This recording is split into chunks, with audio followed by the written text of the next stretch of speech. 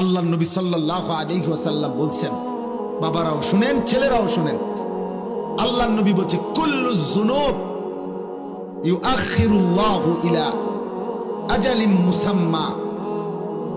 হাদিসটা শোনো, নবীজি বলছে সমস্ত গুনাহ, প্রত্যেক পাপের শাস্তি আল্লাহ চাইলে নির্দিষ্ট সময় আখিরাত পর্যন্ত, হাসরের ময়দান পর্যন্ত বিলম্ব করতে পারে, কিন্তু ইল্লা আকুল ওয়ালিদাইন, খোদার কসম নবী বলছে, তবে মা বাবার নাফরমানি ব্যতীত, মা বাবার নাফরমানি ব্যতীত। নবীজি বলেন ফাইন্নাহু লান ইয়ামুতা হাত্তা ইউআযযিবাহুল্লাহু ফিল আরদ। নবীজি বলেন মা বাবারে কষ্ট দিছে, চোখের পানি ফেলছে, মা বাবার নাফরমান সন্তান, নবীজি বলছে তার মৃত্যু হবে না তারে আল্লাহ জমিনে বেইজ্জতি না করা পর্যন্ত। তোকে আল্লাহ জমিনে বেইজ্জতি,